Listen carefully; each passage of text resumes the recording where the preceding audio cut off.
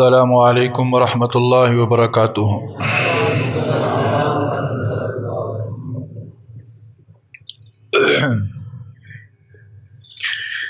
الحمد للہ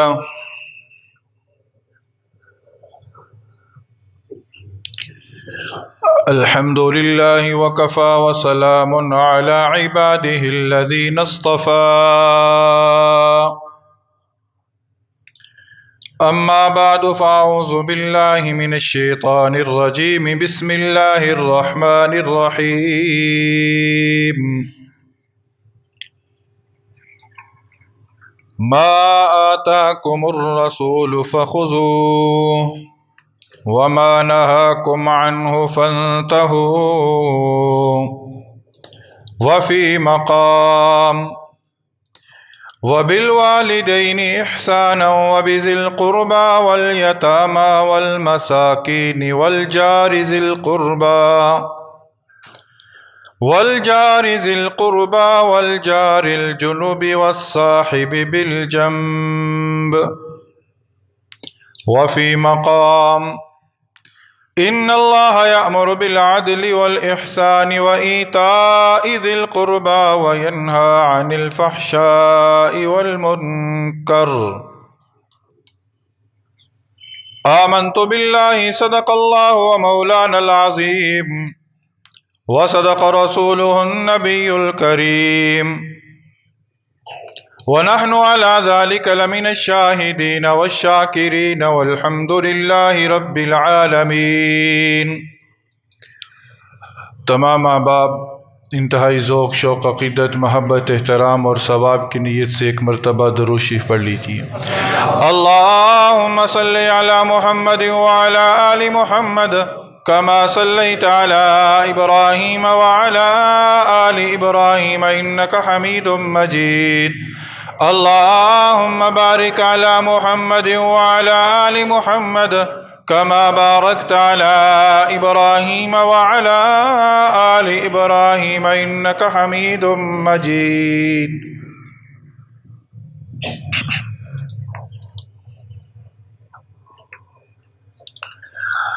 میرے انتہائی واجب الاحترام سامعین اعظام،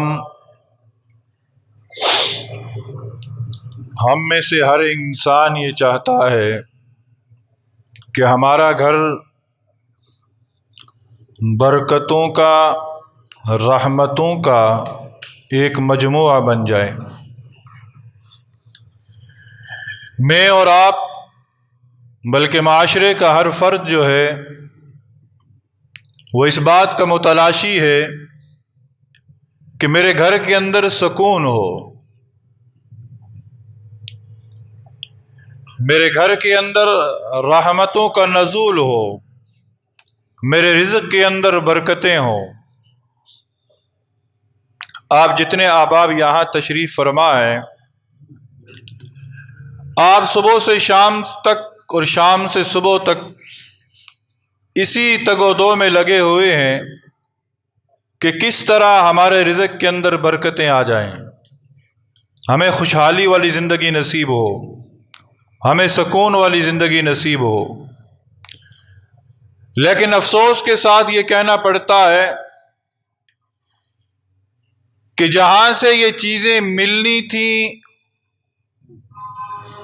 جس جگہ پر ان چیزوں کو رکھا گیا ہے، اس کی طرف ہم میں سے کسی کی نظر جا ہی نہیں رہی۔ جہاں سے یہ چیزیں ملنی تھی اس جگہ سے ہم تعلق کو مضبوط کرتے ہی نہیں ہیں۔ کہاں سے چیزیں ملنی ہیں؟ یہ ہمارے گھر کے اندر برکتیں کیسے آئیں گی، سکون کیسے آئے گا، رزق کے اندر برکتیں کیسے آئیں گی، معاشرے کے اندر اللہ کی رحمتوں کا نزول کیسے ہوگا؟ آج رحمتوں اور برکتوں کے دروازے بند ہیں، یہ کھلیں گے کیسے؟ ان دروازوں کو کھلوانے کا ریموٹ میرے اور آپ کے ہاتھ کے اندر ہے۔ وہ جو دروازے بند ہیں اور ان دروازوں پر جو تالا لگا ہے، اس کی چابی میرے اور آپ کے ہاتھ میں ہے۔ ریموٹ بھی ہاتھ میں، چابی بھی ہاتھ میں، لیکن ہم ان چیزوں کو استعمال کرنا ہی نہیں چاہتے۔ ریموٹ اور چابی سے یہ تالے کیسے کھلیں گے؟ آئیے قرآن اور حدیث سے پوچھتے ہیں۔ گزشتہ جمعۃ المبارک میں بھی آپ حضرات کی یہ سامنے عرض کیا تھا کہ اللہ رب العزت نے فرمایا کہ میں رحمان ہوں اور رحم کو میں نے اپنے نام سے نکالا ہے، جو اسے جوڑے گا میں اسے جوڑوں گا، جو اسے توڑے گا میں اسے توڑوں گا۔ نبی کریم صلی اللہ علیہ وسلم سے پوچھا گیا، اے اللہ کے نبی، سب سے افضل انسان کون ہے؟ کون سا انسان سب سے افضل ہے؟ نبی کریم صلی اللہ علیہ وسلم نے فرمایا، جو میرے سوا کسی کی عبادت نہیں کرتا، امر بالمعروف و نہی عن المنکر کرتا ہے اور صلہ رحمی کرتا ہے۔ صلہ رحمی، صلہ رحمی وہ ریموٹ ہے، صلہ رحمی وہ چابی ہے کہ جس کے کرنے سے برکتیں ہی برکتیں نازل ہوں گی۔ جس کے اندر صلہ رحمی کا جذبہ آ گیا، وہ سمجھ لے کہ اللہ رب العزت کے وعدے کے مطابق اس کے رزق کے اندر برکتیں ہی برکتیں شروع ہو جائیں گی، اس کا گھر پرسکون ہو جائے گا، اس کے گھر کے اندر رحمتوں کا نزول ہوگا۔ اور پھر صلہ رحمی کا رب تعالی اجر کیا فرماتے دیتے ہیں؟ کل قیامت کا دن ہوگا۔ آپ نے بارہا سنا ہوگا کہ بہت سارے لوگ اللہ تعالیٰ بغیر حساب کتاب کے جنت میں بھیج دے گا، بغیر حساب کتاب کے۔ کل قیامت کا دن ہوگا، فرشتے آواز لگائیں گے، اہل فضل کھڑے ہو جائیں، اہل فضل کھڑے ہو جائیں۔ ایک گروہ کھڑا ہوگا، فرشتے پوچھیں گے کون؟ وہ گروہ یا جماعت کہے گی کہ ہم اہل فضل ہیں۔ فرشتے پوچھیں گے کہ تم یہ اہل فضل بنے کیسے؟ وہ جواب دیں گے کہ ہم دنیا کے اندر صلہ رحمی کرتے تھے، دنیا کے اندر ہم صلہ رحمی کرتے تھے۔ فرشتے جواب دیں گے، جو آج اللہ کے حکم سے تم بغیر حساب کتاب کے جنت میں داخل ہو جاؤ، بغیر حساب کتاب کے جنت میں داخلہ۔ کتنا بڑا اجر اللہ رب العزت عطا فرما رہے ہیں۔ آج ہمارے معاشرے کے اندر اسے کچھ سمجھا ہی نہیں جا رہا۔ صلہ رحمی، رشتہ داروں سے تعلق کو جوڑنا۔ آج ہم خود اس چھت کے نیچے جتنے احباب بیٹھے ہیں، ہم اپنا مطالعہ خود کریں، ہم اپنے آپ سے پوچھیں۔ ہم تمام تر احباب جو ہیں مختلف برادریوں سے تعلق رکھتے ہیں، مختلف خاندانوں سے تعلق رکھتے ہیں۔ آج ہر خاندان کی ایک ہی صورتحال چل رہی ہے۔ آج چلے جائیں عدالتوں کے اندر، مقدمات کی فہرست نکلوائیں، عقل حیران ہو جاتی ہے کہ زیادہ تر مقدمے کرنے والے اپنے ہی ہیں،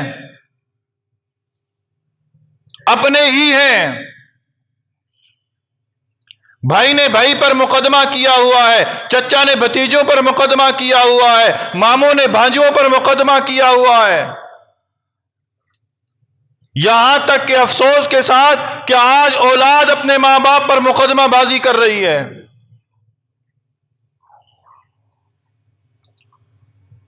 اولاد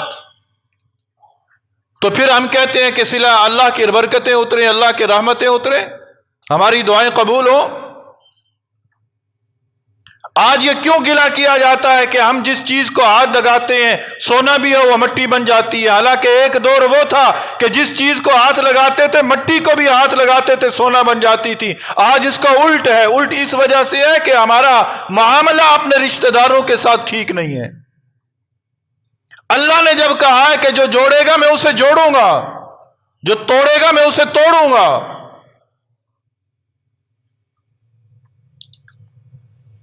اسی مجلس کے اندر ہو سکتا ہے وہ شخص بھی بیٹھا ہو جو اپنے چچا کے سامنے فریاد کرتا ہے، اے میرے چچا مجھے 1 فٹ جگہ چھوڑ دو، میری مکان کی دیوار ٹھیک ہو جائے گی، چچا میں تیرے سامنے ہاتھ جوڑتا ہوں، چچا میں تیری منت کرتا ہوں۔ وہ چچا کہتا ہے میری طرف آنکھ اٹھا کر نہ دیکھنا، ایسے مقدمے میں پھنسواؤں گا ساری زندگی نکل نہیں سکے گا۔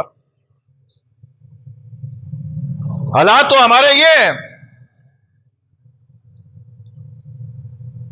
نمازیں، روزے، زکاتیں، حج اپنی جگہ، لیکن یہ معاملات اپنی جگہ۔ اللہ رب العزت اس وقت تک ہماری نجات کا فیصلہ نہیں فرمائیں گے جب تک کہ ہم ان معاملات کے اندر سرخرو نہیں ہوں گے۔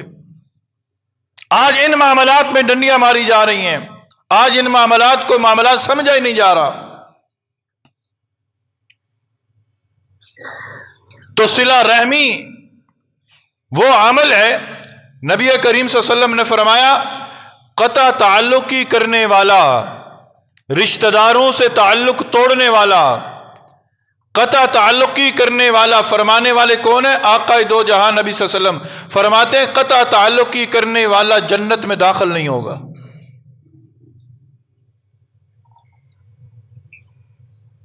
جنت کا دروازہ کھلے گا، جنت کی کھڑکی کھلے گی، 500 سال کی مسافت پر ایک بندہ ہوگا، جنت کی خوشبو سونگھ لے گا، جنت کی خوشبو سونگھ لے گا۔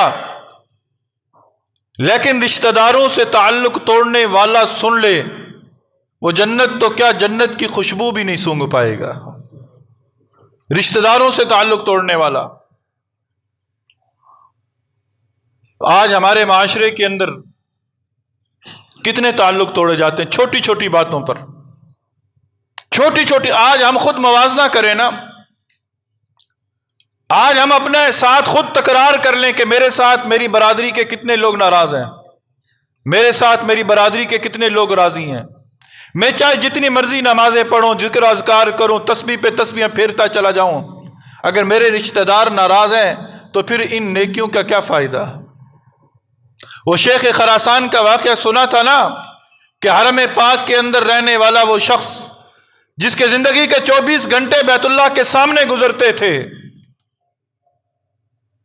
کئی مرتبہ وہ در ملتزم پر چمٹ کر اس نے دعائیں بھی مانگی ہوں گی، باب رحمت کو بھی ہاتھ لگے ہوں گے، حجر اسود کے بوسے بھی ہوئے ہوں گے، مطاف کے اندر طواف بھی ہوا ہوگا، اس گھر کی زیارت کے جس گھر کو صرف دیکھنا ہی عبادت، اس کا انتقال ہوا، کسی نے خواب میں دیکھا، گرفت کے اندر، پوچھا وجہ کیا ہے، کس معاملے میں تم گرفت کے اندر آئے ہو؟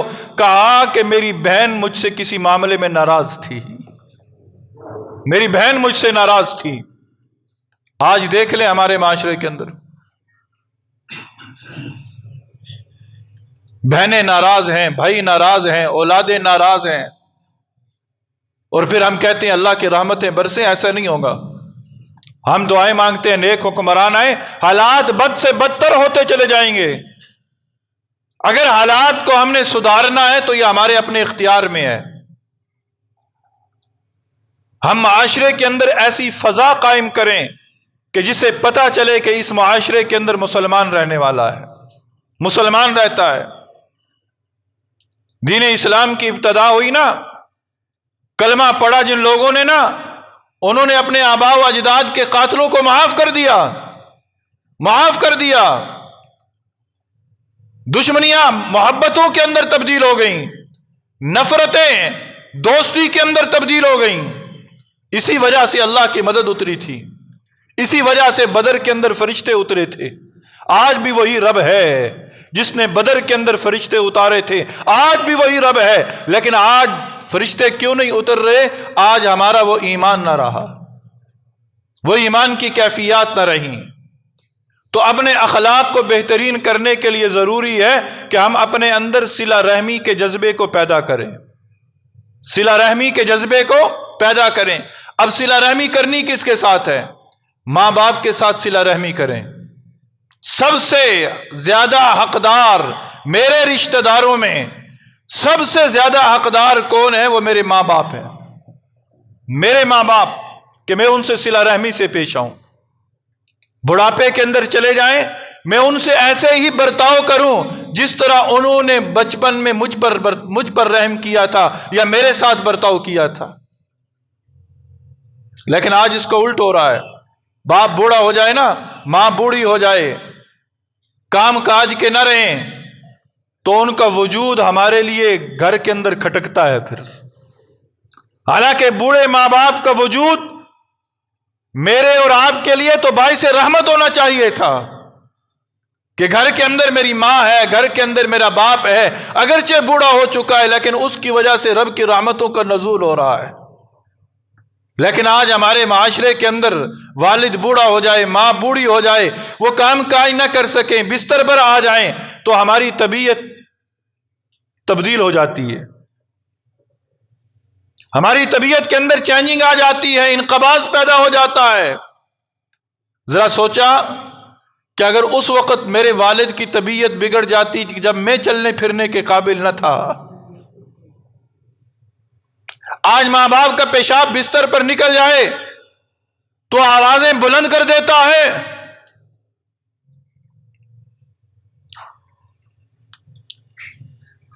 آج تیرا باپ چلنے کے قابل نہ رہے، آج تیری ماں ایسی حالت میں چلی جائے کہ خود ہاتھ نہیں ہلا سکتی،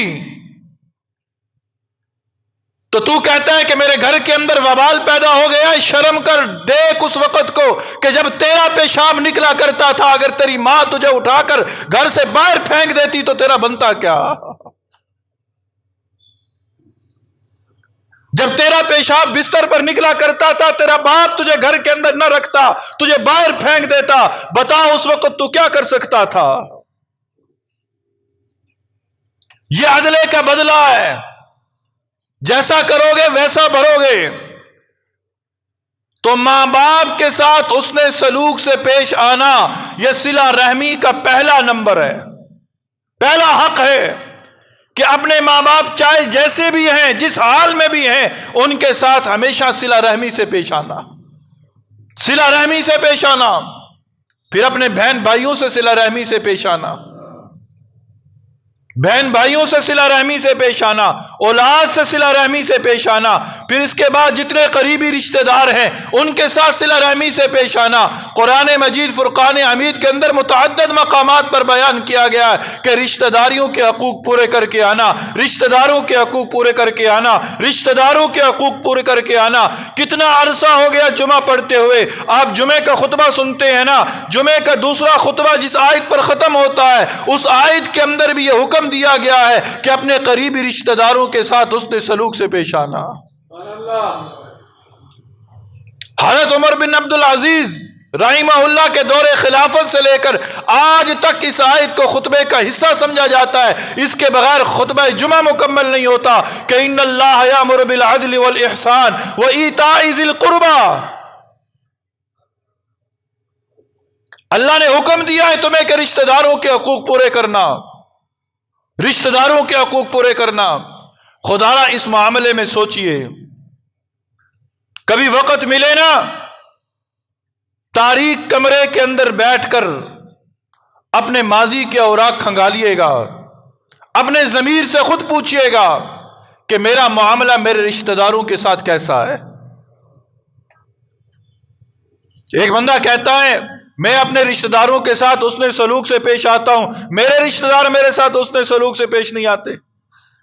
میں ان کے ساتھ اچھائی کرتا ہوں، وہ میرے ساتھ اچھائی نہیں کرتے. میں ان کے بھلائی کا ارادہ کرتا ہوں، وہ میرے ساتھ دشمنی مول لیتے ہیں. نبی صلی اللہ علیہ وسلم کے سامنے یہ مقدمہ پیش ہوا تو نبی نے کہا کہ تم اپنا کام کرتے رہو، وہ اپنا کام کرتے رہے. تم جو کام کر رہے ہو اسے وہ کرتے رہو، اللہ ہر حال میں تمہاری مدد کرتا رہے گا، اللہ تمہارے کاموں میں شامل حال رہے گا. ہم اپنا کام کرتے رہے. زندگی کتنی ہے؟ 50 سال، 60 سال، 70 سال. اس زندگی کی مشکلات سے اگر بچنا ہے کہ جس کا ایک دن 1000 سال کے برابر ہوگا تو اس 60 سالہ زندگی کے اندر یہ کڑوا گھونٹ بھر لیں. رشتہ داروں کے ساتھ محبت سے پیش آئیں. کوئی جو مرضی کرتا ہے کرنے دیں. کوئی کہتا ہے نا کہ اس نے میرا حق دبا دیا ہے، حق دبایا ہے اس نے میرا. سن لیں، جس نے کسی کا حق دبایا چاہے ایک بالش زمین ہی کیوں نہ ہو، ایک بالش زمین ہی کیوں نہ ہو، کل قیامت کے دن اللہ تعالی پوری زمین کو کیا کرے گا؟ تپائے گا۔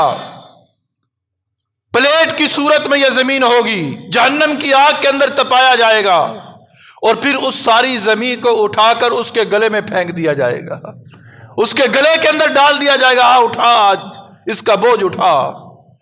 جو ایک بالش جس نے زمین کا دنیا کے اندر دبایا، کل وہ حشر کے میدان کے اندر ساری زمین کا بوجھ کیسے اٹھا پائے گا؟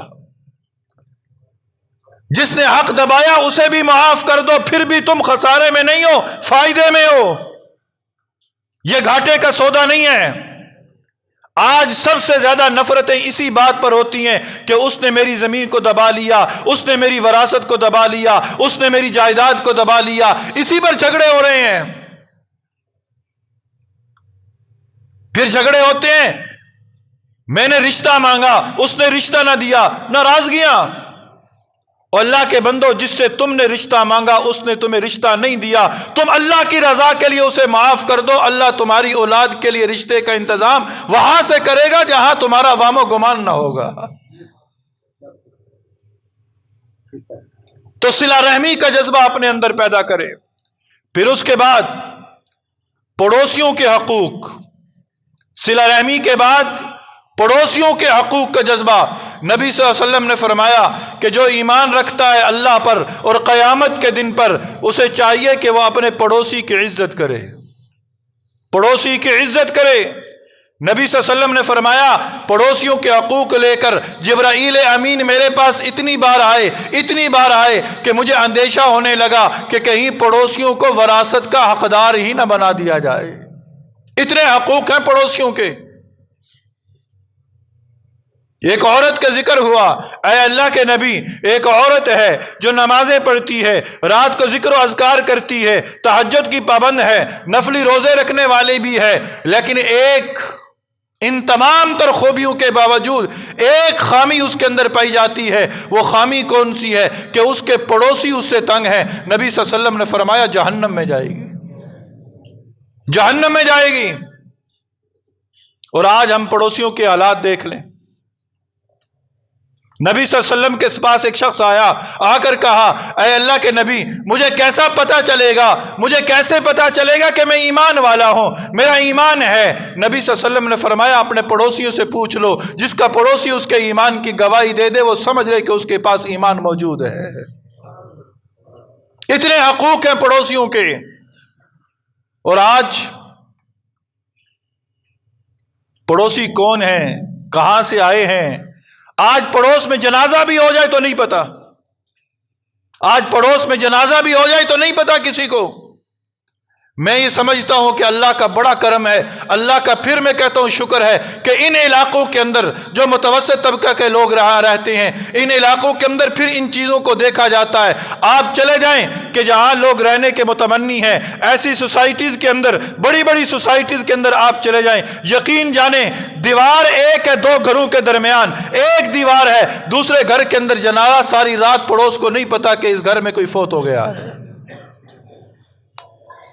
پھر ہم کہتے ہیں اللہ کی رحمتیں نازل ہوں، پھر ہم کہتے ہیں اللہ کی برکتیں نازل ہوں۔ پڑوسیوں کے کتنے حقوق ہیں، اور پڑوسی تین طرح کے ہیں۔ پہلا پڑوسی ایمان والا، میرا رشتہ دار، تین حق مجھ پر بنتے ہیں پڑوسی ہونے کی وجہ سے، مسلمان ہونے کی وجہ سے، اور رشتہ دار ہونے کی وجہ سے۔ مجھ پر تین حق ہیں کہ میں ان حقوق کو ادا کروں۔ پھر اس کے بعد میرا پڑوسی ہے، رشتہ دار نہیں، مسلمان ہے، مجھ پر دو حق ہیں، ایک پڑوسی ہونے کا، دوسرا اس کے مسلمان ہونے کا، اور تیسرا صرف میرا پڑوسی ہے، نہ مسلمان ہے نہ رشتہ دار ہے، مجھ پر ایک حق ہے، کس کا؟ اس کا پڑوسی ہونے کا۔ پڑوسی اگر غیر مسلم بھی ہے مجھ پر حق ہے کہ میں اس کے دیکھوں، اس کے کھانے کے معاملات دیکھوں، اس کے پہننے کے معاملات دیکھوں، اس کی عیادت کروں، اس کے گھر کے کوئی پریشانی ہے اسے دور کروں۔ ہمارے اکابرین جب اللہ کی رحمتیں برستی تھی نا، جب ہر چیز کے اندر برکتیں تھی نا، جب ایک 10 کلو کا تھیلا گھر میں آتا تھا، 10 افراد مہینہ کھاتے تھے۔ آج 10 کلو کا تھیلا آتا ہے، ایک ہفتہ نہیں چلتا۔ وجہ کیا ہے؟ گندم بھی وہی ہے، پھر رب کا پیدا کرنے والا، اس خوراک کو پیدا کرنے والا رب بھی وہی ہے، لیکن وجہ کیا؟ آج برکتیں ختم ہو گئیں۔ برکتیں اس دور میں تھی جب لوگ پڑوس کی قیمت لگاتے تھے، پڑوس کی قیمتیں لگتی تھیں۔ عبداللہ ابن مبارک کا پڑوس ہے، ایک شخص نے مکان بیچنا تھا، خریدار آیا، مالک مکان نے کہا کہ 2000 دینار لوں گا، 2000 دینار لوں گا۔ وہ خریدار کہتا ہے کہ محلے کا، علاقے کا ریٹ جو ہے وہ 1000 دینار ہے، تم 2000 دینار کیوں مانگ رہے ہو؟ وہ شخص کہتا ہے 1000 دینار میں اپنے مکان کا مانگ رہا ہوں، اور 1000 دینار میں عبداللہ ابن مبارک کے پڑوس کا مانگ رہا ہوں۔ اور آج یہ ہے پڑوسی چلا جائے ہم شکر کرتے، اچھا ہوا چلا گیا، اچھا ہوا چلا گیا، میں بڑا تنگ تھا اس سے۔ ہم کیسے مسلمان ہیں؟ یہ مسلمانوں کے لیے مشعل راہ ہے یہ چیزیں کہ ہمارا پڑوسی ہم سے ناراض ہو جائے اور چلا جائے، اور ہم خوشی منائیں کہ اچھا ہوا چلا گیا۔ سنو، کل قیامت کے دن پوچھا جائے گا، اگر پڑوسی بھوکا سویا، تمہارے گھر کے اندر شوربہ بنا، ایسا سالن بنا، حکم یہ ہے شریعت اسلامی کا کہ اگر دیکھو تمہارا پڑوس غریب ہے، پڑوس غریب ہے، تو اپنے گھر خوشبودار سالن بھی نہ بناؤ، ایسا سالن نہ بناؤ کہ جس کی خوشبو باہر جائے۔ تمہارے پڑوس کے اندر کوئی یتیم ہے، اپنے بچوں کو نیا لباس نہ پہناؤ کہ ہو سکتا ہے ان یتیموں کی آہ نہ نکل جائے۔ اب پڑوس ہیں کہاں تک؟ 40 گھر میرے دائیں ہیں، 40 گھر میرے بائیں ہیں، 40 گھر میرے سامنے ہیں، 40 گھر میرے پیچھے ہیں، یہ سارا پڑوس کے اندر شامل ہے۔ کل قیامت کے دن جہاں رب مجھ سے میرے بارے میں پوچھے گا، بالکل اسی طرح میرا رب مجھ سے میرے پڑوس کے بارے میں بھی پوچھے گا، میرے پڑوس کے بارے میں بھی پوچھے گا۔ معاملہ صرف جہاں کہتے ہیں نا جب آخرت کے عذاب سے ڈرایا جائے اور ان معاملات کو بتایا جائے تو کہتے ہیں دیکھی جائے گی، دیکھی جائے گی۔ کیا دیکھ لو گے؟ کیا دیکھو گے؟